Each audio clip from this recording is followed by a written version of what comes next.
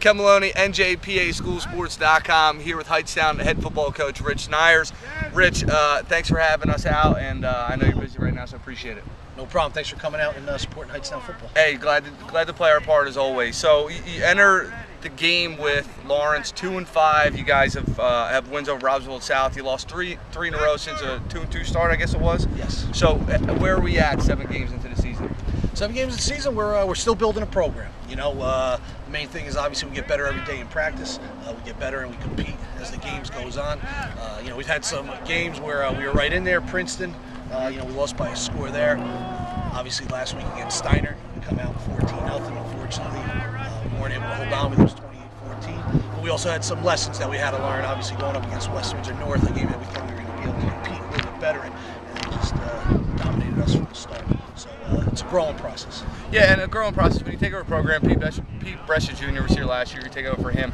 What are the biggest things you have to establish early on? I think it's just communication with the kids. Obviously, a new staff, them gaining confidence in us. You know, them trusting us. I mean, that's what this whole thing is in the beginning. That's the big building block.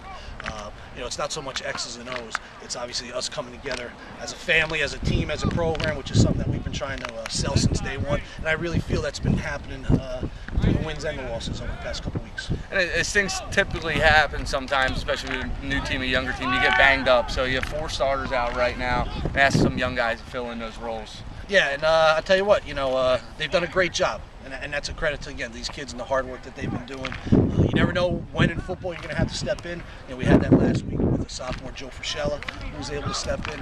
In addition to that, we had a call on junior Mike Ragno, who's played a couple different positions for us to step up his game and fill in due to those injuries. And so it's nice to see, though, that kids are ready to step in.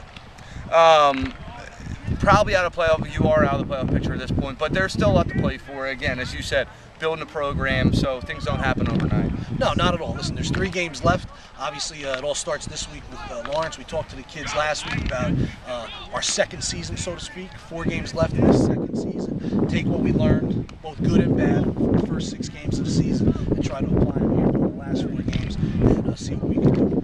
You just mentioned a few guys who've stepped up for you, but some unsung guys who maybe don't get the publicity that they've done a nice job for you. One guy for us has been John Rosen. He's a linebacker, junior for us.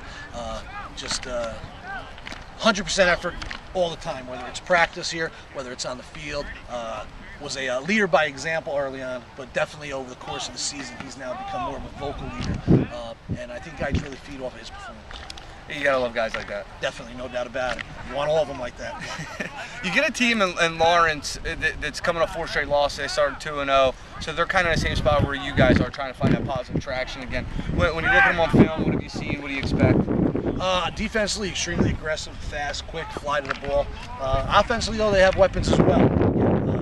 You know, I think the one thing about this game is basically going to be, you know, who gets out there early. Yeah. You know, like you mentioned, both of us are coming off a string of losses here, and so momentum's going to be big. And I think whoever obviously gets on the board first, but then can handle that adversity at some point is going to dictate where the game ends for either of us. I guess the last thing, the biggest important, the thing that's of most importance for you guys to come out with a win here.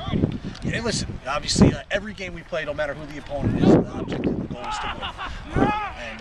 You know, we're looking to take this field, senior night, obviously for our guys, their last game that they'll be playing on this field here, and so they're going to have a lot of emotion, and you know, we're hoping to come out obviously against a good Lawrence team, and it's going to be a good battle, and you know, hopefully we're successful at the end. Rich, appreciate the time, man, and all the best. No problem. Thank you very much.